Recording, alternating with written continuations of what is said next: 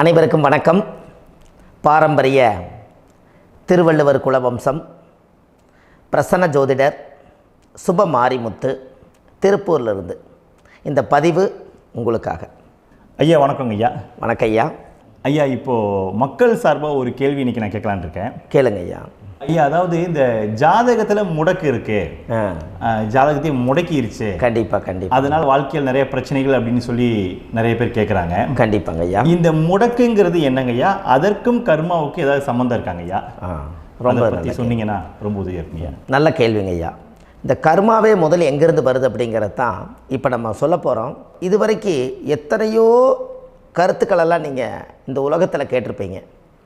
ஆனால் இந்த பதிவில் நீங்கள் பொறுமையோடு இந்த கருத்தை ஒரு இனிமையோடு நிதானமாக கேட்டிங்கன்னா உங்களுடைய ஊழ்வினை கர்மா எங்கிருந்து உருவாச்சு, இதனுடைய இந்த கர்மானால் நாம் என்ன கஷ்டப்படுறோம், நாம் இந்த பூமியில் பிறக்கிறதுக்கு என்ன வரம் வாங்கி வந்தோம், நம்ம பாவ புண்ணியமெல்லாம் ஜாதக கட்டத்தில் போய் எப்படி எடுக்கிறது, நம்மளுடைய தோஷம்னு சொல்கிறோமே அந்த தோஷம் எப்படி கிரியேட் ஆகுது, நம்ம இந்த பூமியில் பிறக்கும்போது கொண்டு வந்த கர்மாவா, இல்லை கடவுளே நம்மளுக்கு ஒரு தண்டனையாக கொடுத்த கர்மாவா, இல்லை நம்ம இந்த பூமிக்கு வந்ததுக்கு அப்புறம் செய்த கர்மாவா, இது எல்லாத்தையுமே நம்ம பொறுமையாக கேட்கணும்னா கண்டிப்பாக இந்த பதிவை நீங்கள் பொறுமையோடு கேளுங்க. உங்களுக்கு இதில் ஒரு பெரிய ஒரு ரகசியம் ஒன்று அடங்கியிருக்குது. அந்த ரகசியத்தை தான் இன்றைக்கி இந்த உலகத்துக்கு அரங்கேற்றம் பண்ணுறேன். இந்த முடக்கு நம்ம ஐயா கேட்டதில் ஒரு அற்புதமான ஒரு விஷயம் என்ன அப்படின்னு கேட்டிங்கன்னா, முடக்குங்கிறத அந்த காலத்தில் பெரிய திறமையை கட்டி போட்டு வச்சுட்டா நம்மனால் அது இயங்க முடியுமா? முடியாது இல்லைங்களா ஐயா? முடியாது. அப்போது அதே மாதிரி ஜாதக கட்டத்தில் நமக்கு வேண்டிய யோகத்தை கடவுளே நம்மளுக்கு நாம் செய்த பாவத்தினால அது முடக்கி வச்சிருச்சுன்னா அந்த பாவகத்தை அந்த ஜாதகர் அனுபவிக்க முடியுமா? அனுபவிக்க முடியாது. அப்போது அந்த அனுபவிக்க முடியாமல் வெளி உலகத்தில் போய் நம்ம தேடி போன பிறவியில் செய்த பாவத்தை இந்த பிறவியில் நீங்கள் தேடி கண்டுபிடிச்சி வாழ்க்கையில் நீங்கள் எப்போ மேலுக்கு வர்றது? அப்போது அந்த கர்மா 12 ராசி கட்டத்துக்குள்ள 27 நட்சத்திரத்தில் 9 கிரகங்களுக்குள்ள ஒரு பெரிய ஒரு ஆத்துமாத்துமான கர்மா, உங்கள் பூர்வ ஜென்ம கர்மா இதுக்குள்ளே எங்கேயோ ஒரு இடத்துல முடங்கியிருக்குது. இந்த முடக்க மட்டும் உங்கள் ஜாதகத்தில் நீங்கள் கண்டுபிடிச்சிட்டிங்கன்னா ஹைலைட்டாக வாழ்கிறதுக்கு, இந்த உலகத்தில் சுதந்திரமான வாழ்க்கை வாழ்கிறதுக்கு ஒரு மிகப்பெரிய பொக்கிஷம் உங்கள் ஜாதகத்துக்குள்ளேயே இருக்குது. அப்போது அந்த ஜாதகத்துக்குள்ளே நாம் போன பிறவியில் நம்ம கர்மா நாம் என்ன செய்திருப்போன்னு உங்களுக்குள்ளே பெரிய குழப்பம் இருக்கும்.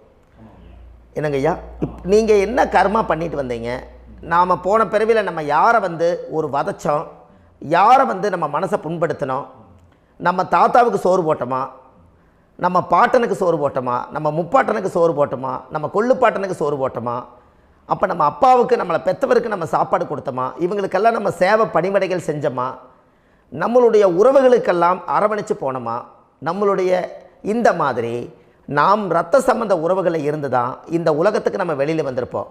அப்போது வெளியில் நீங்கள் நிற்கிறீங்க, அப்படியே மேலே போய் பார்த்தீங்கன்னா ஒரு 7 தலைமுறையில் ஒவ்வொருத்தரும் செய்த கர்மாவெல்லாம் நம்ம பிளட்டு ரிலேட்டிவாக இப்போ நீங்கள் கரண்ட்டில் இருக்கிறவங்க கிட்ட தான் டெபாசிட் பண்ணியிருக்கோம். அப்போ இது தெரியாமல் நாம் ஜாதகத்துக்குள்ளே போய் தசாபுத்தி நல்லா தனங்க இருக்குது, நான் ரொம்ப கஷ்டப்படுறேன், என் ஜாதகத்தில் போய் பார்த்தேன் எல்லா கிரகங்களும் நல்ல வலிமையாக இருக்குன்னு தான் சொன்னாங்க, ஆனால் இன்னும் என்னுடைய கடன் அடையலை, இன்னும் என்னோடய கர்ம தீர்ந்த மாதிரியே தெரியல, எனக்குள்ளே ஒரு தாட்டு என்னமோ நான் ஒரு பின்தங்கின வாழ்க்கையிலே வாழ்ந்துட்டுருக்கேன் அப்படின்னு நீங்கள் சொல்லும்போது, அப்போ இதையெல்லாம் தாண்டி ஒரு கர்மா உங்களுடைய ராசி கட்டத்துக்குள்ளே எங்கேயோ ஒரு பக்கத்தில் ரகசியமாக புதைஞ்சிருக்கு. அப்போது அந்த ரகசியமாக புதைஞ்சிக்கக்கூடிய அந்த முடக்கு தான் இன்றைக்கி இந்த உலகத்துக்குள்ளே நீங்கள் தெரிஞ்சுக்கக்கூடிய விஷயம். அப்போ அந்த முடக்குங்கிறது ஒன்று உண்மை. இந்த உலகத்துக்கு நம்மளை எல்லாத்துலேயும் நல்லா யோசிச்சு பாருங்கள். 12 ராசி கட்டம் இருக்குதுங்களா ஐயா? ஆமாங்க ஐயா. ஆனால் கிரகம் எத்தனை இருக்குதுங்க? 9 தான் இருக்குங்க ஐயா. ஆமாம், 12 ராசிக்கு 12 கட்டத்துக்கு 12 கிரகம் கொடுத்துருக்கலாமல்ல கடவுள். அப்போ ஏன் 3 கட்டத்தை மட்டும் எம்டி பண்ணி மீதி 9 கிரகத்தை வச்சுக்கிறாருன்னா, அப்போ நாம் செய்த 3 தலைமுறை கர்மாவுக்கு அது எந்த கட்டம் பிளாக் ஆகுதோ அந்த கட்டத்துக்குள்ளே ஏதோ ஒரு ரகசியம் இருக்கிறனால தானே எங்கேயோ ஒரு பக்கத்தில் நீங்கள் கண்டிப்பாக கர்மாவில் மாட்டுவீங்கிறது கடவுளே படைச்சு தானே இதை உருவாக்கியிருக்காரு. 12 ராசிக்கு 12 கட்டம் கொடுத்துருந்தா எங்கே நீங்கள் சுற்றி வந்தாலும் ஏதோ ஒரு வீட்டுக்குள்ளே போய் உட்காந்துக்கலாம். ஆனால் ஒரு வீடு சுத்தமாக இருக்குது, ஒரு வீட்டில் 4 கிரகம் இருக்குது, ஒரு வீட்டில் 3 கிரகம் இருக்குது, ஒரு வீட்டில் 5 கிரகம் இருக்குது, ஒரு 3 வீடு 4 வீடு காலியாக இருக்குது. அப்போ எங்கேயோ ஒரு ராசி கட்டத்துக்குள்ளேயே கடவுளுடைய கர்மா விளையாட்டு, அது ரகசிய விளையாட்டு தான். அப்போது இந்த இடத்துல தான் உங்கள் ஜாதகத்தில் முடக்கு இருக்குது. இந்த முடக்கை நீங்கள் எப்படியெல்லாம் அதை ஆராய்ச்சி பண்ணி கண்டுபிடிக்க முடியும் அப்படிங்கிற ஒரு விஷயத்தை தான் இன்றைக்கி நம்ம இந்த உலகத்துக்குள்ளே இதை நுழைக்க போகிறேன். இப்போ அப்பா செய்த பாவம்னு ஒன்று இருக்குமில்லங்க ஐயா, நம்ம அறியாத வயசில் தெரியாதல்ல, அப்பா செய்த பாவம்னு இருக்கும். அப்பாவுடைய சொத்து பிள்ளைக்குத்தானா, அப்பாவுடைய பாவம் பிள்ளைக்குத்தானே, என்னங்க ஐயா? சரி, அப்போ தாத்தா இருக்கிறாரு, தாத்தாவுடைய கர்மா உயில் எங்கே எழுதி வைக்கிறாருங்க? அப்போது மகனை விட்டுறாரு. அப்போ தாத்தா மாதிரியே முகம் இருக்குது, தாத்தா மாதிரியே அவருடைய நடை உடை பாவனை இருக்குது, அவர் தாத்தாவுடைய ஜீனு தான் அப்படின்னு இவர் சொல்லும்போது, அப்போ தாத்தாவுடைய சொத்து பேரனுக்கு சொந்தம்னா தாத்தாவுடைய பாவம் எங்கே போகுங்க? Very good. அப்போ அப்போது இந்த கர்மா எப்படி டிரான்ஸ்ஃபர் ஆகுதுன்னு உங்களுக்கு தெரியுதா? அப்போ நீங்கள் போன பிறவியில் அந்த தாத்தாவுடைய பேரனை நீங்கள் பிறக்கிறதுக்கு கர்மா உங்களை செயல்பட வச்சுருக்குது. அதனால் நீங்கள் தாத்தாங்கிறீங்க. அதனால் அந்த கௌரவமாக எங்கள் தாத்தா சம்பாரித்த சொத்து நான் தான் அனுபவிக்கணுங்கிற விதியை நீங்கள் உருவாக்கிறீங்க. அப்போது இந்த ஜாதகத்தில் அந்த ஊழ்வினை தோஷந்தான் ஏதோ ஒரு வழியில் உங்களை கர்மாவை செயல்படுத்துது.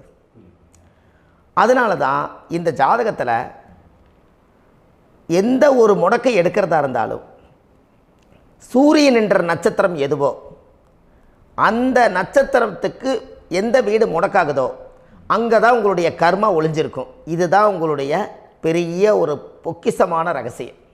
சரிங்க ஐயா, இப்போ இதில் நவகிரகங்கள் 9 இருக்கும்போது ஏன் சூரியனை மட்டும் நம்ம இதில் எடுத்துக்கணும்னு நீங்கள் சொல்கிறீங்க? நல்ல கேள்விங்க ஐயா. நீங்கள் கேட்டீங்க பார்த்தீங்களா, 9 நவகிரகம் இருக்கும்போது சூரியனை மட்டும், அந்த சூரியன் என்ற நட்சத்திரம் பிறக்கும்போது அந்த வீடு மட்டும் முடக்காகுன்னு நீங்கள் கேட்டீங்க இல்லையா? இதுதான் அற்புதமான கேள்வி. ஏன் அப்படின்னு கேட்டிங்கன்னா, சூரியன் அப்பா, அப்பாவோட உயிர் கரு போய் அம்மாவுடைய பனிக்கூடத்தில் கர்ப்பத்தில் வச்சு 10 மாதம் 300 நாள் சுமந்து நீங்கள் இந்த பூமிக்கு வெளியில் வரும்போது நீங்கள் என்ன பாவத்தை இவங்க விதைச்சாங்களோ அந்த கர்மாவை வாங்கிட்டு தான் நீங்கள் வெளியில் பிரசவமாகறீங்க. இதுதானே? அப்போ சூரியன் என்ற நட்சத்திரம், அந்த சூரியனுங்கிறது உயிர் கருவல்லவா, அப்பாவுடைய உயிரணுக்கள் அம்மாவுடைய கருவிக்குள்ளே போய் நாம் குழந்தை வடிவத்தில் இருந்து 300 நாள் பாவ உண்ணீத்த பதிவில் ஏட்டு எழுதி ஒரு ஜாதகத்தை கையில் கொடுத்து பிறந்த உடனே உங்களுக்கு ஒரு ஏட்டை பெரட்டி நீ இப்படித்தான் விதி, இனிமேல் இப்படித்தான் நீ வாழணும்னு சொல்லி உங்கள் கர்மாவை நீங்கள் கர்மாவோடு தானே வெளியில் பிறக்கிறீங்க. அப்போ சூரியன் என்ற நட்சத்திரம் தானே இந்த உலகத்துக்கு ஒரு பெரிய ஒரு மகத்துவம். இப்போ பாருங்கள், விடிய வரைக்கும் நம்ம முழிச்சிட்ருக்குறோம், காலையில் சூரிய உதயமானால் அவங்கவுங்க செயல்படுறோம். மீதி எல்லா கிரகங்களுக்குமே வெளிச்சத்தை கொடுக்கக்கூடிய சக்தி சூரியனுடைய பிம்ப ஒளிக்குத்தானே உண்டு, என்னங்க ஐயா? அதனால தான் மேசத் உச்ச வீடுன்னு சொல்லி மேசத்தை உச்சம்னு சொல்லி சூரிய உச்சத்தை அங்கே தான் வச்சாங்க. அப்போது அந்த காலச்சக்கரத்துக்கு 5ஆம் இடம் பூர்வ புண்ணியஸ்தானத்தில் போய் சிம்மத்தில் கொண்டு போய் சூரியனை ஆட்சி வீடுன்னு வச்சாங்க. அப்போது சூரியனில் இருந்து தான் அந்த மையப்புள்ளி உருவாகுது. அப்போ உங்களுடைய ஜாதகத்தில் அந்த சூரியனாகப்பட்டவர் பிறக்கும்போது நீங்கள் உங்கள் ஜாதகத்தை நீங்கள் எடுத்துக்கங்க ஐயா. நீங்கள் இன்றைக்கே போய் கதவை திறந்து உங்கள் பெட்டியை திறந்து பீர்வாவுக்குள்ளே உங்களுடைய ஜாதகம் இருக்குது, அந்த ஜாதகத்தை எடுத்து ஜோதிடர்கிட்டையே நீங்கள் சந்தேகம் கேட்குறக்கு முன்பு நீங்களே உங்களுடைய கர்மா பற்றி தெரிஞ்சுக்கிறதுக்கு இந்த பதிவில் உங்களுக்கு ஒரு ரகசியத்தை சொல்லித்தரேன். உங்கள் ஜாதகத்தில் இப்போ இது வரைக்கும் ராசி கட்டத்தை நீங்கள் பார்த்துருப்பீங்க, ஆனால் பாதசாரம்னு ஒன்று இருக்கும் இல்லைங்களா? ராசிக்கு பாதசாரம்னு ஒன்று இருக்கும். சூரியன் என்ன நட்சத்திரத்தில் இருக்குது, சந்திரன் என்ன நட்சத்திரத்தில் இருக்குது, செவ்வாய் என்ன நட்சத்திரத்தில் இருக்குது, புதன் என்ன நட்சத்திர காலில் நிற்குது, இதெல்லாமே அந்த சாரம் இல்லாத ஜோதிடம் சோரம் போய்விடும். அதனால் அந்த சாரத்தில் நிற்கிது பார்த்தீங்களா கிரகம், அதில் இப்போ நீங்கள் உங்களுடைய ராசி கட்டத்தை ஓப்பன் பண்ணுங்கள். இதில் ராசி கட்டத்தில் சூரியன் என்ற நட்சத்திரம்னு ஒன்று இருக்கும் இல்லைங்களா? அது எதுவாக வேணாலும் இருந்துட்டு போட்டோம். அந்த நட்சத்திரம் தான் நீங்கள் பிறக்கும்போது தாயுடைய கருவறைக்குள்ள கரு உருவான நட்சத்திரமே அதுதான். புரிஞ்சுங்களா ஐயா? பிறக்கும்போது நீங்கள் அந்த கருவுடைய நட்சத்திரம், அப்பா வந்து கருவை உருவாக்கி கர்மாவை விதைச்சது அந்த சூரியன் என்ற நட்சத்திரம் தான். அந்த வீட்டுக்கு தான் இந்த ராசி கட்டத்தில் உங்களுக்கு முடக்கு உருவாகுது. புரிஞ்சுங்களா ஐயா? அப்போது ஒரு ஜாதகத்தில் சூரியன் என்ற நட்சத்திரம் எதுவோ அதுதான் உங்களுடைய கர்மா நட்சத்திரம். இப்போ நம்ம பிறக்காதுக்கு முன்னாடி அப்பா கட்டத்தில் அந்த கர்மா டெபாசிட் ஆகிருக்கும். அதை ட்ரான்ஸ்ஃபர் எப்படி பண்ணுறாரு? அவருக்கு ஒரு கல்யாணம் வச்சு அவர் குடும்ப வாழ்க்கையில் வாழ்ந்து நம்மளோட உயிர் கருவை கொண்டு போய் ஊராம் பொண்ணை கல்யாணம் பண்ணி பொண்டாட்டின்னு எடுத்துக்கொண்டு அந்த பொண்டாட்டிங்கிற உரிமையாகி இவருடைய உயிர் கரு உருவாகி வாரிசுகள் வெளியில் வருது. அதானங்க ஐயா? அப்போது அந்த சூரியன் என்ற நட்சத்திரம் தான் இந்த உலகத்தில் ஒரு பிரம்மாண்டமான நட்சத்திரம். இந்த நட்சத்திரம் உங்கள் மனசுக்குள்ளே ஏதாவது இருந்துச்சுன்னா உங்கள் வீட்டில் ஏதாவது ஒரு நல்ல விஷயங்கள் நீங்கள் பண்ணுறதா இருந்தால் அந்த கர்மா நட்சத்திரம், சூரியனுடைய நட்சத்திரம் இருக்குது பற்றில, அந்த நட்சத்திரத்தில் எந்த ஒரு சேவைகளும் செய்யக்கூடாது. அதுதான் கர்மா. அதை போய் நீங்கள் ஆக்டிவேட் பண்ணி விட்டீங்கன்னா அது முன்னோர்களை வந்து நீங்கள் வந்து தொந்தரவு பண்ண மாதிரி. அந்த கர்ம நட்சத்திரம் தான் உங்கள் வாழ்க்கையில் அது புதஞ்சிருக்கிறதா. இப்போ குழந்தை பிறந்தாலோ, சீர் சீமந்தங்கள் நீங்கள் செய்கிறதாலோ, கல்யாணம் முக்கிறதுனாலோ, உங்கள் ஜென்ம நட்சத்திரத்தன்னைக்கு கல்யாணம் பண்ண வேணாம்னு சொல்லிக்கிறாங்கல்லங்க. உங்களுக்கு ஜென்ம நட்சத்திரத்துக்கு முன்னாடி உங்களை உருவாக்குன நட்சத்திரம் தான் ஜென்ம நட்சத்திரம். அப்போ சூரியன் என்ற நட்சத்திரம் அப்பாவுடைய ஜென்ம நட்சத்திரமாக அந்த ஊழ்வினை கர்மம் செயல்படுது. அப்போ அந்த முடக்கு யார் வழியில் வந்தது? முன்னோர்கள் வழியில் வந்தது. முன்னோர்கள் கட்டி வச்சது யாரைய? குலதெய்வத்தை. அப்போ அந்த குலதெய்வத்தை போய் சாமிக்கு போய் வீடு வாசல்லாம் வலித்து குலதெய்வத்தை போய் தேங்காய் பழம் பூ மாலை கல்கண்டு வாங்கி அர்ச்சனை பண்ணி ஒரு அன்னதானம் ஒன்று பண்ணிவிட்டு சாமிக்கு பொங்கல் வச்சு நைவேத்தியம் பண்ணிவிட்டு உங்கள் ஜாதகத்தை வச்சு பூஜை பண்ணிவிட்டு வாங்க. அதுக்கப்புறம் தான் உங்கள் கர்மாவை கண்டுபிடிக்கிறதுக்கு வழியே பிறக்கும். குலதெய்வத்தை வணங்காமல் கோவிந்தா கோவிந்தா என்று பல தெய்வத்தை வணங்கினாலும் பலனொன்றும் இல்லைன்னு அந்த காலத்தில் முன்னோர்கள் சொல்லி வச்சுக்கிறாங்களா இல்லைங்களா? அதனால் கண்டிப்பாக அதை கண்டுபிடிச்சி நீங்கள் அதுக்கு ஒரு நைவேத்தியம் பண்ணால் மட்டும்தான் முதல்ல உங்கள் 5ஆம் பாவம் முன்னோர்கள் அது வேலை செய்யும். குலதெய்வ ஆலயத்துக்கு போயிட்டு வாங்க. போயிட்டு வந்துட்டு இந்த கர்மவினை தோஷத்தை நிவர்த்தி பண்ணுறதுக்குண்டான சரியான பரிகாரத்தை நம்ம எடுப்போம். அப்போது உண்மையாலுமே ஒரு ராசி கட்டத்துக்குள்ள இந்த மாதிரி ஒரு அந்த கர்ம தோஷம் இருப்பதனால இந்த கர்மா தோஷத்துக்கு அந்த முடக்க தோஷங்கிறத நீங்கள் எடுத்து அதை கண்டுபிடிச்சி அந்த சூரியன் என்ற நட்சத்திரம் எந்த ராசி கட்டத்தில் போய் முடக்காயிருக்குதோ அந்த முடக்கு எந்த பாவகம் வந்து நம்மளுக்கு லாக் ஆகிருக்குதோ அந்த பாவகத்துக்கு உண்டான பரிகாரங்கள், அதுக்குரிய ஸ்தலங்கள், அந்த கோவில்களில் போய் சுவாமிக்கு தேங்காய் பழம் பூமாலை கல்கண்டு வாங்கி அர்ச்சனை பண்ணி நீங்கள் அந்த கோவிலுக்குள்ளே போய் உட்காந்து சாமி கும்பிட்டு வந்தீங்கன்னா உங்களுடைய ஜாதகத்தில் இருக்கக்கூடிய அந்த முடக்கு தோசை நீங்கி வாழ்க்கையில் நீங்கள் எதை சாதிக்க வந்தீங்களோ அந்த சாதனையை நீங்கள் சாதிச்சுட்டு இருப்பீங்க. புரிஞ்சுங்களா ஐயா? ஏன் அப்படின்னா அந்த முடக்கு நட்சத்திரத்துக்குள்ளே தான் ஒரு தோஷம் இருக்குது. இப்போ அந்த காலத்தில் பாருங்க ஐயா, முன்னோர்கள் எல்லாம் நிறைய பேர் கோவில் கட்டி வச்சுட்டு போயிருக்காங்களா இல்லைங்களா? இந்த கோவில் எதுக்காக கட்டி வச்சுக்கிறாங்கன்னா அவங்க கட்டினவங்களுக்கும் அந்த முடக்கு தோஷம் இருந்திருக்குது. ராஜாக்கள் இருந்திருக்குது, மன்னர்கள் காலத்தில் இருந்திருக்குது, ஜமீன்தார் காலத்தில் இருந்திருக்குது. இப்போ அவங்களுடைய அமைப்புகள் எல்லாமே முன்னோர்கள் என்னமோ அறியாமல் தெரியாத தன்னடக்கம் இல்லாத ஒரு கர்மாவை இவங்க செஞ்சிட்டாலும் அதுக்குரிய பரிகார ஸ்தலங்களை கொண்டு போய் அந்த காலத்திலே ஜாதகம் பார்த்து நம்ம வந்து முன்னோர்களுடைய பாவத்தை, நாம் செய்த பாவத்தையும் தீர்த்துட்டு நமக்கு கீழே அடுத்த சந்ததிகள் அடுத்த தலைமுறைகள் வந்தாலும் இந்த கோவில்களுக்கு வந்து விளக்கு போட்டு சாமி கும்பிட்டு இந்த மண்ணை மிதிச்சுட்டு போனால் அன்னையோடு அந்த கர்மா தீருங்கிறது அந்த காலத்திலேயே முடக்க தோஷ பரிகாரத்தை கோவில் வழியில் அந்த காலத்தை திசை திருப்பி வச்சுருக்காங்க. அப்போ நீங்கள் கோவிலுக்கு போகாமல் கண்டிப்பாக இந்த பரிகாரத்தை நீங்கள் உடைக்க முடியாது. ஏன் உடைக்க முடியாதுன்னா இப்போ நீங்கள் எத்தனை வருஷம் வாழ்கிறீங்க ஐயா? 120 வருஷமே வச்சுக்கோங்க. சூரியன் திசை 6 வருஷம், சந்திரன் திசை 10 வருஷம், செவ்வாய் திசை 7 வருஷம், ராகு திசை 18 வருஷம், குரு திசை 16 வருஷம், சனி திசை 19 வருஷம், புதன் திசை 17 வருஷம், கேது திசை 7 வருஷம், சுக்கிரன் திசை 20 வருஷம். இப்போ நான் சொன்ன டோட்டலெல்லாம் கூட்டிங்கன்னா 120 வருஷம் வரும். இது ஒரு மனிதர் பிறந்து பூரண ஆயுளோடு வாழ்ந்தால் இந்த 120 வருஷம் வாழ்ந்தால் அவர் இந்த பூலோக பதவி விட்டு சிவலோக பதவி போயிடுவார். அதுக்கு பேர் தான் பூரண ஆயுள் என்று பொருள். அப்போ இந்த பூரண ஆயுளை வாழ்ந்தவருக்கு 120 வருஷம். கோயில் எத்தனை வருஷம் வாழுதுங்க ஐயா? கோயில் பழங்காலத்து கோயிலெல்லாம் எத்தனை வருஷம் வாழுதுங்க? 12 வருஷத்துக்கு கும்பாபிஷேகம். அது ஓகே, அது பரவாயில்ல. 12 வருஷத்துக்கு ஒருக்கா பழசை புதுப்பிச்சு கும்பாபிஷேகம் பண்ணி மறுபடியும் அதுக்கு பவர் ஊட்டி சக்தி ஊட்டி அதுக்கு உருவேற்றுறாங்க. நான் சொல்கிறது கோயில் 5000 வருஷம் 4000 வருஷம் பெரிய பெரிய சித்தர்கள், மகான்கள், ரிஷிமார்கள், யோகிகள், சித்தர்கள் இவங்களெல்லாம் போய் கோவில்லையே சிவனையும் பெருமாளையும் வழிபாடு பட்டுட்டு கோவில்லையே ஒரு ஓரத்தில் ஜீவசமாதி ஆயிட்டாங்கன்னு பழைய கால கோயிலில் சித்தர்கள் குடியிருக்காங்களா இல்லைங்களா? இருக்காங்களங்க ஐயா. அப்போது நாம் 120 வருஷம் வாழ்கிறோம், கோவில் 5000 வருஷம் வாழுது. எங்கே சக்தி அதிகமாக இருக்குன்னு சொல்லுதுங்க? கோவிலில் தாங்க ஐயா. கோயில் தான், அதில் ஒன்றும் மாற்றம் இல்லைங்களே. கோயில் தாங்க ஐயா. அப்போ கோவிலில் தான் அந்த சக்தி இருக்குது நீங்கள் சொல்கிறீங்க. அப்போ உங்களுடைய கர்மாவை உடைக்கிறதுக்கு 120 வருஷம் பெருசா 5000 வருஷம் பெருசான்னு சொல்லுங்கள்? 5000 தாங்க. அப்போ 5000 வருஷம் உள்ள அலைகள் வந்து எத்தனை அந்த சிவனுக்கு இப்போ ஒரு சிவன் கோயிலே உங்களுக்கு முடக்கு தோஷத்துக்கு ஒரு கோயில் வருதுன்னு வச்சுக்கோங்க. அந்த கோவிலில் எத்தனை முடக்குகளுக்கு உண்டான கோவில்கள், எத்தனை பழங்களை ஊற்றி சாமிக்கு அபிஷேகம் பண்ணியிருப்பாங்க, எத்தனை பால் கூட ஊற்றிருப்பாங்க, பன்னீர், தேன், இளநீ, மஞ்சள் நீர், திருமஞ்சனம், அபிஷேகம், பொங்கல், நைவேத்தியம் இத்தனையும் செஞ்சு அந்த சிவனை வந்து சிவனாக பார்த்து அந்த கருவறைக்குள்ள ஒரு கிராணங்கள் வரும்போதும் கூட பாதுகாப்பு பண்ணி வச்சு நல்ல சக்தியோடு அந்த கருவறையை புத்தியோடு அவங்க வேலை செஞ்சு அந்த காலத்தில் வச்சுருக்காங்களா இல்லைங்களா? அப்போது நம்ம வீட்டை அவ்வளோ சுத்தமாக வச்சுருக்க முடியுமா? என்னதான் வாஸ்து இருந்தாலும் முடியாது இல்லைங்களா? அப்போது அவ்வளவு ஒரு பவர்ஃபுல்லான கோவில் அந்த முடக்கு தோஷத்துக்குள்ளே ரகசியமாக அந்த கோயில் அடங்கியிருக்குது.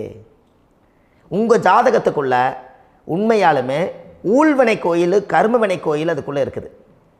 அந்த ஜாதகத்தை கணிச்சு பார்த்தா கரெக்டாக உங்களுடைய ஜாதகத்தில் அப்பாவுடைய கருவறையிலேருந்து உயிர் உருவாகிற நேரத்தில் இருந்து இப்போ வரைக்கும் நீங்கள் கரண்ட்டில் வாழ வரைக்கும் அந்த கர்ம கூட வர்றத ஒரே ஒரு இடத்துல போனால் மட்டும்தான் விட்டுட்டு வர முடியும். அது எந்த வீடு அப்படின்னு கேட்டால் உங்களுக்கு வந்து அப்பாவுடைய கர்மா வழியில் போய் அந்த கோவில் பழையகால கோயில், பழையகால தெய்வங்கள், அந்த கோவில் தான் உங்கள் ஜாதகத்துக்குள்ள ரகசியமாக இருக்கும்.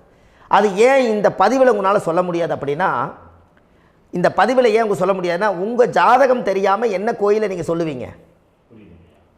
இப்போ பொதுவாக ஒரு நட்சத்திரத்துக்கு ஏதோ ஒரு கோவிலை அவங்க சொல்லி நீங்கள் போயிட்டு வரீங்கன்னு வச்சுக்கோங்க.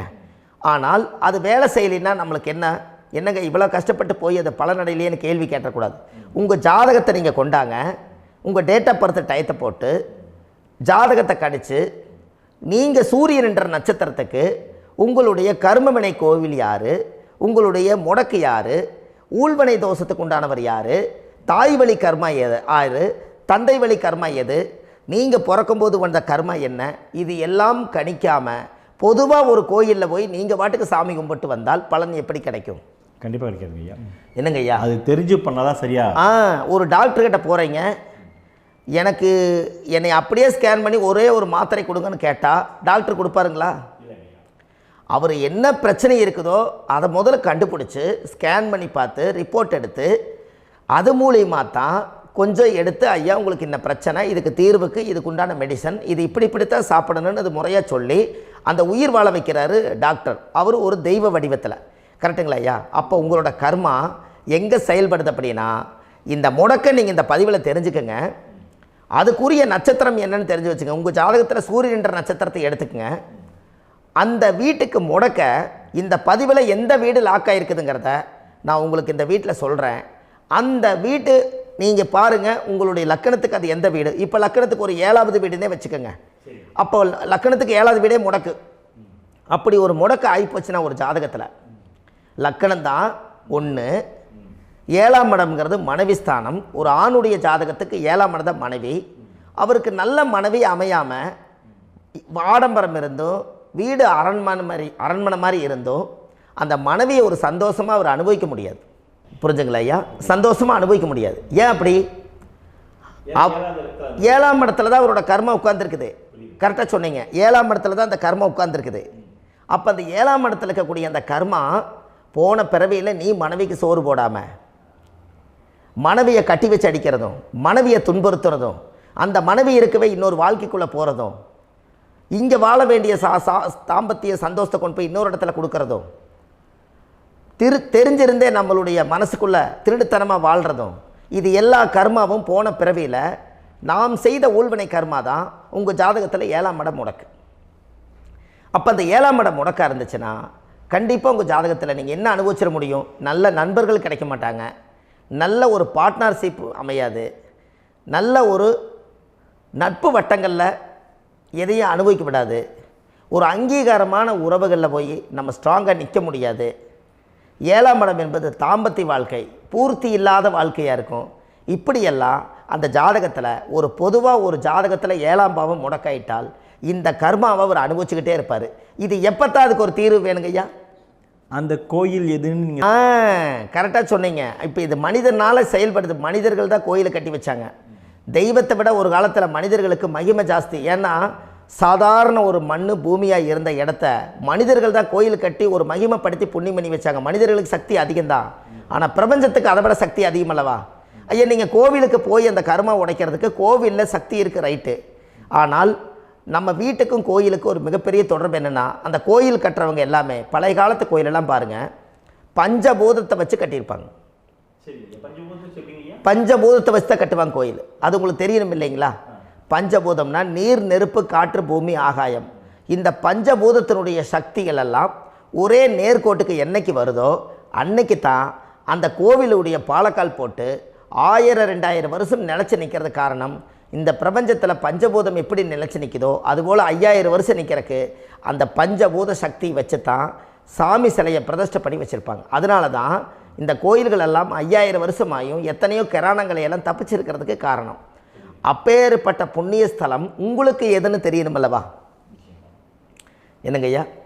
அப்பேற்பட்ட புண்ணிய ஸ்தலம் உங்களுக்கு எதுன்னு தெரிஞ்சால் தானே நீங்கள் போய் செய்ய முடியும், இல்லாட்டி கண்டிப்பாக தெரியாது. அப்போ இந்த முடக்கு தோஷத்தை கடவுள்கிட்ட கொண்டு போய் ஒப்படைக்கணும். நாம் பிறக்கும் போது கொண்டு வந்த கர்மாவை நாம் இருக்கும் காலத்தில் கொண்டு போய் இந்த கர்மாவை சுத்தப்படுத்தி, நீங்கள் பாவ ஆத்மாவை இந்த பூமியில் பிறந்து பூலோகத்தில் எல்லா புண்ணியத்தையும் செஞ்சுட்டு இந்த பூலோகத்தை விட்டு நீங்கள் போகும்போது புனித ஆத்மாவாக போகணுன்னா உங்கள் கர்மாவை கொண்டுட்டு போகாதீங்க, கர்மாவை நிவர்த்தி செய்யுங்க. என்னங்க ஐயா? அப்போ கர்மாவை சுத்தப்படுத்துங்க. கர்மாவை சுத்தப்படுத்திட்டு உங்களுக்கு பிறக்கிற குழந்தைகளுக்கு அந்த கர்மாவை டிரான்ஸ்ஃபர் பண்ணாமல் உங்களோட நில் பண்ணுங்க. ஒரு உதாரணம் சொல்லட்டுங்களா ஐயா? ஒரு காந்தம் ஒன்று இருக்குது இல்லைங்களா? ஒரு காந்தம்ங்கிறது ஒரு தாத்தாவாக வச்சுக்கோங்க. ஒரு இரும்பை கொண்டு போய் வச்சா ஒட்டு மோட்டாதா? அப்போ ஒட்டுனோடனே காந்தம்ங்கிறது தாத்தா, அவருக்கு பிறந்த வாரிசுக்கு அந்த கர்ம டிரான்ஸ்ஃபர் ஆயிருமா? சரி, இன்னொரு இரும்பை கொண்டு போய் வைங்க, ஒட்டு மோட்டாதா? அப்போ அது பேரனுக்கு வைங்க, பேரனுக்கு வந்துருச்சு அந்த கர்மா. இன்னொரு இரும்பு கொண்டு போய் வைங்க, அந்த காந்தத்துக்கு நேர் இன்னொன்று வைங்க, ஒட்டு மோட்டாதா? அப்போ அதை கொண்டு போய் நம்ம கொள்ளு பேரனுக்கு வைங்க. இப்படியே டிரான்ஸ்ஃபர் ஆகி தலைமுறையாக இந்த கர்மா தொடர்ந்துக்கிட்டே இருக்குது. இந்த இடத்துல கொண்டு போய் காந்தத்துக்கு இரும்பு ஒட்டிகிட்டே இருக்குதுல்ல, இந்த இடத்துல ஒரு மரக்கட்டை செஞ்சு கொண்டு போய் கரெக்டாக வச்சுக்கினே போட்டுமா? அந்த மரக்கட்டையை கொண்டு போய் வைக்கிறவர் யார்? மரக்கட்டை வச்சுட்டு அடுத்த வாரிசு புனிதமாக பிறந்துட்டு அந்த மேலே இருக்கிற கர்மாலாம் இந்த அடுத்த இதுக்கு வராதல்ல. இதுதாங்க ஐயா கர்மா. தொடர்ந்து வரக்கூடிய கர்மாவை அதை நில் பண்ணணுங்கிறதுக்கு பேர் தான் இந்த உதாரணத்தை சொன்னவங்களுக்கு. அப்போ நாம் இந்த பூலோகத்தில் நம்ம ஒரு தாயுடைய கருவறையில் இருந்து தொப்புள் கொடி அறுக்கும் நேரம் நாம் என்ன கர்மாவை வாங்கி வந்திருந்தாலும் அதையெல்லாம் ஆராய்ச்சி செய்து ஜாதகத்தில் முழுமையாக கண்டுபிடிச்சி ஒரு காலம் இல்லைனாலும் ஒரு காலம் நம்ம நல்லா இருக்கிறதுக்காக, நம்ம வாரிசுகள் எல்லாம் நலமடைஞ்சு வளமடைஞ்சு வர்றதுக்காக இந்த கர்மா தோஷத்தை கரெக்டாக கண்டுபிடிச்சி சரியான கோவிலுக்கு போய் நீங்கள் கர்மாவை நிவர்த்தி பண்ணி அங்கே பூஜை புனஸ்தானங்கள், சகசரநாம பூஜைகள், ஓமங்கள், வழிபாடுகள் இதெல்லாம் நீங்கள் செஞ்சு உங்களுடைய பாவத்தை எல்லாம் கழித்து உங்கள் ஜாதகத்தவே யோகமாக மாற்ற முடியும். கண்டிப்பாக மாற்ற முடியும். ஏன்னா நம்ம யாரை நம்பி செய்கிறோம்? சரியான கடவுள்கிட்ட வழிகாமிக்க போகிறோம். அப்போ கடவுள் பொய்யாயிருவாரா? ஐயா நம்ம அதாவது அந்த காலத்தை சொல்லுவாங்க, சத்தியுள்ள சாமி கும்பிட்டு புத்தி உள்ள உள்ளே பெக்கணும்னு சொன்னாங்க. 16 வதபதன்னு பெக்கலை, எல்லாம் அறிவோடு பெற்றாங்க. அதனால் எல்லாமே தாய் தந்தைகள் பேச்சை கேட்டாங்க. அன்றைக்கி எல்லாருமே தாய் தந்தைகளுக்கு தூணாக நின்னாங்க. அப்போ அந்த காலத்தில் சத்தியுள்ள சாமி கும்பிட்டு புத்தி உள்ள உள்ளே பெக்கணும்னு சொல்லி அன்றைக்கி அறிவோடு பெற்று இந்த கர்மாவை ஆளுக்கு ஒரு கர்மாவை டிரான்ஸ்ஃபரை பிரித்து எல்லாரும் சுத்தப்படுத்தினாங்க. இன்றைக்கி நம்ம ஒரு குழந்தை 2 குழந்தை பெற்று வச்சுருக்கோம். அவங்களுக்கே இவ்வளவு கர்மா வந்துருச்சுன்னா இந்த குழந்தைகளுக்கு என்னைக்கு இந்த கர்மாவை போய் கண்டுபிடிச்சி நீங்கள் எப்போ சரி பண்ணுவீங்கன்னு. அப்போ இந்த வாழ்க்கையில் ஏதோ ஒரு பிரபஞ்ச சக்தி நம்மளை அறியாமல் என்னமோ ஒரு இயக்கத்தில் கொண்டு போய் விட்டுருச்சுங்களா? அப்போ இனிமேலாவது இந்த கர்மாவில் இருந்து கண்டிப்பாக நம்ம நிவர்த்தி ஆகணும்னு சொன்னால் இந்த முடக்கு தோஷத்தை யாரெல்லாம் கண்டுபிடிச்சி இந்த ஊழ்வினை கர்மாவில் இருந்து நாம் கருவறையில் சுமக்கும் போது 10 மாதம் நீங்களாம் என்னென்ன நினச்சிருப்பீங்க?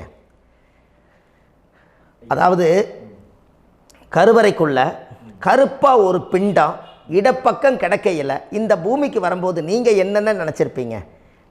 இந்த பிறந்ததுக்கு அப்புறம் வந்து தான் அம்மா தெரியுது, அப்பா தெரியுது, தாத்தா தெரியுது, பாட்டி தெரியுது, இந்த உலகத்தில் கண்கொள்ளாத காட்சிகள் எல்லாம் தெரியுது, எல்லாம் தெரியுது. ஆனால் 10 மாதம் உங்கள் வாழ்க்கையில் நீங்கள் இருக்கும்போது நீங்கள் என்னென்னலாம் நினச்சி இந்த பதிவில் இறைவன் கொடுத்தாரோ அதையெல்லாம் அனுபவிக்கத்தான் வந்தீங்க. அதுக்கு இடையில இருக்கிறதான கர்மா. இந்த ஒரு விஷயம் உங்களுக்கு கிடச்சிருச்சுன்னா நீங்கள் எல்லாருமே ராஜயோகமாக பிழைப்பீங்கள்ல. இதில் ஏழை பணக்கார யாரையுமே சொல்ல வரல. அவங்க பிறக்கும்போது புண்ணியத்தை பொறுத்து தான் போன ஜென்மத்தில் நம்ம என்ன புண்ணியங்கள் பண்ணி வச்சோமோ அந்த புண்ணியத்தில் இன்றைக்கி நல்லா வாழ்கிறாங்க. ஒருத்தர் கேட்டார், என் ஜாதகத்தில்ங்க எங்கூட படித்தவர் இடம் வாங்கிட்டார், வீடு வாசல் கட்டிட்டார், தொழில் பண்ணிட்டார், நல்லா இருக்கார், ஆனால் நான் இன்னும் அப்படியே தான் இருக்கிறேங்கன்னு ஒருத்தர் கேட்டார். அதுக்கு ஒரு கருத்து என்னென்னா, டேட் ஆஃப் பர்த் ஒன்று தான், டைம் ஒன்று தானே வச்சுக்கோங்க. அவங்க அப்பா செஞ்ச புண்ணியம் வேறு, நீங்கள் செஞ்ச பாவங்கள் வேறு. அவர் செஞ்ச புண்ணியத்தினால அவருக்கு எல்லாமே முன்னாடி கிடைக்குது. நீ கர்மாவெல்லாம் கழிச்சிட்டீங்கன்னா பின்னாடி கிடைக்க போகுது. இதில் மற்றவங்களை பற்றி வேற்றுமையாக நினைக்கிறதுல எந்த ஒரு இதுவுமே இல்லை. அப்போ ஒருத்தர் பார்த்து ஒருத்தர் வாழ வேண்டாம். உங்களுடைய சுய அறிவை வச்சு இந்த பூலோகத்தில் இந்த பூமியில் நீங்கள் 4 தெரிஞ்சு நல்ல விதமாக கற்றுக்கிட்டு இந்த உலகத்தில் சிறப்பாக வாழ கற்றுக்குங்க. அதுக்கு அந்த ஊழ்வினை தோஷத்தை கண்டுபிடிங்க. உங்களுக்குன்னு ஒரு முடக்கு இருக்குதுங்கிறத இன்றைக்கி நீங்கள் எழுதி வைங்க. அதை எப்படியாவது கண்டுபிடிங்க, அதை தேடுங்க. ஒரு முறை நீங்கள் ஜாதகத்தை கொண்டு வாங்க. அந்த ஜாதகத்தை கொண்டு வந்து உங்கள் பாவகத்தில் எத்தனாம் பாவம் முடக்காயிருக்குதுன்னு பாருங்கள். அந்த பாவகம் முடக்காயிருச்சுன்னா உங்கள் வாழ்க்கையில் அதிலிருந்து உங்களால் வெளியில் வரவே முடியாது, கண்டிப்பாக வர முடியாது. அதை நீங்கள் கண்டுபிடிச்சா மட்டும்தான் நீங்கள் மேலே வர முடியும். ஏன்னா நிறைய பரிகாரங்கள், பூஜைகள், யாகங்கள், ஓமங்கள் எல்லாம் செய்து வச்சும் கூட அந்த கர்மவினைக்கு உண்டான கோவிலுக்கு போய் அந்த 5000 வருஷ பழமை வாய்ந்த தெய்வத்துக்கிட்ட போய் நீங்கள் முறையிட்டு விளக்கு போட்டு உங்கள் கர்மத்தை எல்லாம் நான் நீ தான் தீர்த்து கொடுக்கணும்னு சொல்லி நம்பிக்கையோடு நீங்கள் போய் அந்த சரணாகதி அடையிறீங்க பாருங்கள், அங்கே தான் உங்கள் கர்மாவை எடுத்து விடுறாரு. அப்போ இந்த ரகசியம் உங்களுக்கு வேணுமல்லவா? அப்போ உங்கள் ஜாதகத்தில் எங்கே முடங்கி இருக்குது, அதுக்குரிய கோவில்கள் எல்லாம் என்ன, அதுக்கு தான பரிகாரம் என்ன, அதுக்கு நீர் பரிகாரம் என்ன, யாத்திரை பரிகாரங்கள் என்ன, நீங்கள் வீட்டில் இருந்தே செயல்படுத்தக்கூடிய பரிகாரங்கள் என்ன, பரிகாரம் கோவிலுக்கு போய்த்தான் நடக்குமா, இல்லை நாம் வீட்டில் வச்சு வணங்குறதுனால நடக்குமா, நாம் செய்யக்கூடிய தர்ம பரிகாரங்கள் என்ன, தான பரிகாரங்கள் என்ன, இப்படி பல விதமாக இருக்கிறனால உங்கள் ஜாதகத்துக்கு எந்த மாதிரி பரிகாரம் கனெக்ட் ஆகுதுங்கிறது தெரியணும். இது தெரியாமல் கண்டிப்பாக உங்களால் செயல்படுத்துறது ரொம்ப கஷ்டம். இதனால் இதை நீங்கள் தெரிஞ்சுக்கணும்னா இப்போ நம்ம பாருங்கள், நீங்கள் அந்த தெரிஞ்சுக்கிட்டாலே உங்கள் வாழ்க்கையில் ஒரு டைம் தான் நீங்கள் தெரிஞ்சுக்க போகிறீங்க. உங்களுடைய கர்மா என்ன, நீங்கள் எங்கே செயல்பட்டு போயிட்டுருக்கிறீங்க, உங்கள் போகிற பாதை சரியா இல்லை அந்த பாதையில் முள்ளு கல் இருக்குதா, இது எல்லாம் உங்களுக்கு தெரியலனா இந்த முடக்கை கண்டுபிடிக்கக்கூடிய சக்தி வாய்ந்த இந்த கர்மாவை நிவர்த்தி பண்ணுறதுக்கு வழிகள் இருக்குது. அதனால் நீங்கள் கண்டிப்பாக இந்த முடக்கை தெரிஞ்சுக்கணும்.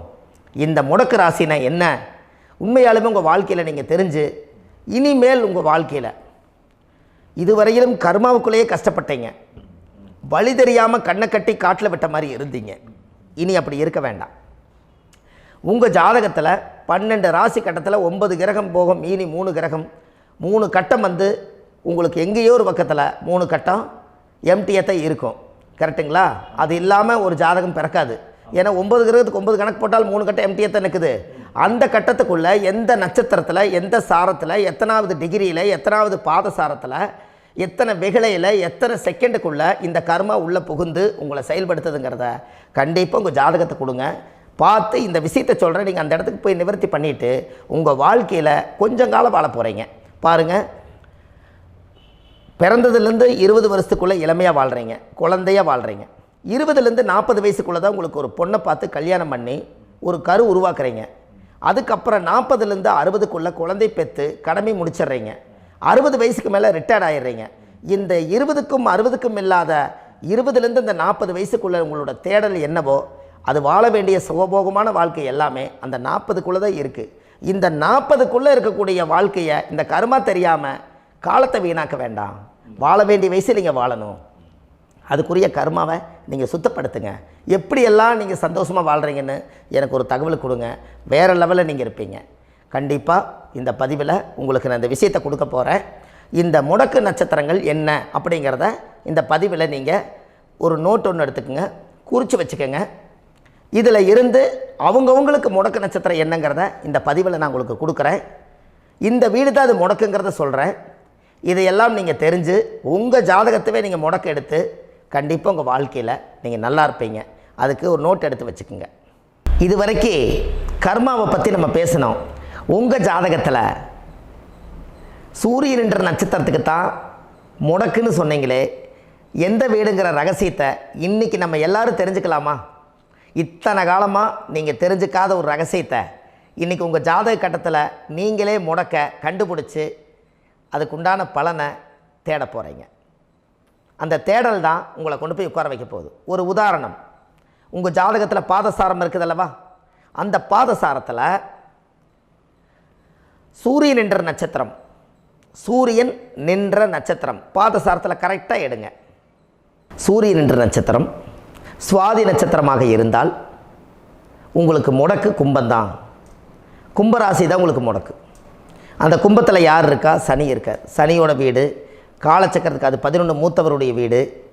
அது ஜாதகத்தில் வந்து பாருங்கள், உங்கள் லக்கணத்துக்கு அது எத்தனாம் பாவகமோ அத்தனாம் பாவகம் அது முடங்கிடும். அந்த பாவகத்தை நீங்கள் என்றைக்கு உடைக்கிறீங்களோ அன்றைக்கி அந்த கர்மம் உங்களை விட்டு ரிலீஸ் ஆயிரும். கண்டிப்பாக அந்த சூரியன் என்ற நட்சத்திரம் தான் உங்களோட ஜாதகத்தில் அது சுவாதி நட்சத்திரம். அந்த சுவாதி நட்சத்திரத்துக்கு கும்பராசி தான் முடக்கு வீடு வரும்.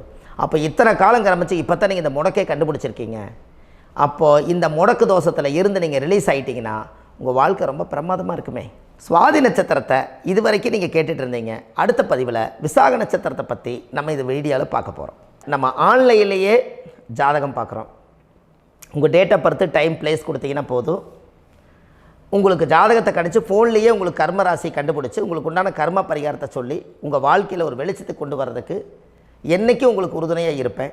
நீங்கள் கண்டிப்பாக இந்த பதிவுகள் எல்லாம் இது உங்களுக்காகத்தான். இது அதிகாலை நேரத்தில் பிரம்ம முகூர்த்தத்தில் இந்த பதிவை உங்களுக்கு முழுமையாக சமர்ப்பணம் பண்ணுறேன்.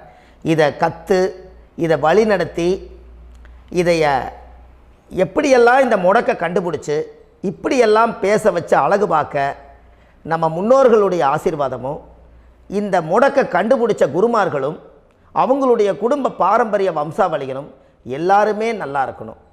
அதுக்காக இந்த நேரத்தில் நான் வந்து அடியேன் சுப மாரிமுத்தாக இருந்து திருப்பூர்லேருந்து இந்த பதிவை உங்களுக்கு நான் கொடுக்குறேன். கண்டிப்பாக இந்த முடக்கு கோயிலுக்கு இந்த முடக்கு தோஷத்துக்கு உண்மையான பரிகாரங்கள், எளிமையான பரிகாரங்கள் நீங்களே வாழ்க்கையில் செஞ்சு ஆதிகால பரிகாரங்கள் உங்கள் மனசுக்குள்ளே இருக்குது. அதை செயல்படுத்தினா மட்டும் போதும், வாழ்க்கை எங்கேயோ போயிடும். கண்டிப்பாக ஒரு முறை உங்கள் ஜாதகத்தை அனுப்பி வைங்க, உங்களுக்கு நான் பார்த்து பலன் சொல்கிறேன்.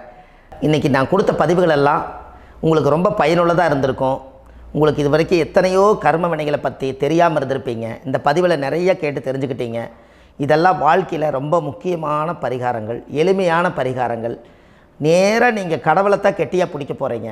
அந்த பரிகாரங்கள் எல்லாம் செஞ்சு அதிகாரமாக வாழ்ந்து இந்த பூலோகத்தில் நல்ல சிறப்பாக வாழ்கிறதுக்கு இந்த பரிகாரம் உங்களுக்கு ரொம்ப யூஸ்ஃபுல்லாக இருக்கும். கண்டிப்பாக இந்த பதிவை செய்யுங்க. நம்ம பாரம்பரிய திருவள்ளுவர் குல வம்சம் பிரசன்ன ஜோதிடர் சுப மாரிமுத்து, திருப்பூரில் இருக்கேன். 30 ஆண்டு காலமாக நம்ம ஜோதிடம் பார்த்து கொண்டிருக்கிறோம். இவ்வளவு காலமாக எத்தனையோ ஆயிரக்கணக்கான மக்களுக்கு நம்ம ஜோதிடம் பார்த்து வழிகாட்டி நிறைய மக்களுக்கு நிறைய சேவைகள் செஞ்சுருக்கேன். நிறைய கோயில் கட்டி வச்சுருக்கேன், கும்பாபிஷேகங்கள் பண்ணி வச்சுருக்கேன், அன்னதானங்கள் நிறையா பண்ணி வச்சுருக்கேன், புண்ணிய யாத்திரைகள் நிறைய போய் வந்திருக்கேன். மக்களுக்காகவே நான் உங்களுக்கு உழைக்க தயாராக இருக்கேன். இந்த ஜோதிடம் வந்து என்னுடைய ஒரு பாரம்பரியமாக என்னுடைய அப்பா தாத்தா முன்னோர்கள் இதெல்லாம் எங்களுடைய குலத்தொழில் இது. அதனால் நாங்கள் பாரம்பரியமாக திருவள்ளுவர் குல வம்சம். வள்ளுவர் வாக்குன்னு யூடியூப் சேனலில் போனீங்கன்னா 1000 பரிகாரங்கள் கொடுத்துருக்கேன். அதுவும் உங்களுக்கு ரொம்ப யூஸ்ஃபுல்லாக இருக்கும். வள்ளுவர் வாக்கு அப்படின்னு போடுங்க, அப்படி இல்லைன்னா சுப மாரிமுத்துன்னு போடுங்க. இதில் பரிகாரங்கள் நிறையா கொடுத்துருப்பேன். கண்டிப்பாக இதெல்லாம் நீங்கள் சந்தித்து நீங்கள் ஒரு சப்ஸ்கிரைப் பண்ணி வச்சுக்கோங்க. நான் போடக்கூடிய பதிவுகள் எல்லாமே உங்களுக்கு நோட்டிஃபிகேஷனை வந்துடும். அதனால் நீங்கள் ஒரு சப்ஸ்கிரைப் பண்ணி வச்சுக்கோங்க. தினமும் ஒரு தகவல் உங்களுக்கு கொடுத்துக்கிட்டே இருக்கேன். இதெல்லாமே உங்களுக்கு ஒரு பெரிய சந்தோஷமான நிகழ்ச்சிகள். என்றைக்கும் உங்களோட நான் வாழ்கிறேன். உங்களுடைய குடும்பத்தில் நான் ஒருத்தராக இருந்து குடும்ப ஜோதிடராக நான் இருப்பேன். கண்டிப்பாக ஆயுளுள்ள வரைக்கும் உங்களுக்காக இந்த ஜோதிடத்துக்கு உழைச்சி உங்கள் குடும்பத்தில் ஒருத்தரை நான் வந்து ஒரு ரத்த உறவில் நான் வந்து இந்த பூர்வ ஜென்மத்தில் உங்களுக்கு நான் கடமைப்பட்டிருக்கேன். கண்டிப்பாக அடுத்த பதிவில் உங்களை நான் சந்திக்கிறேன். வாழ்வது ஒரு முறை, வாழ்த்தட்டும் தலைமுறை. நன்றி, வணக்கம்.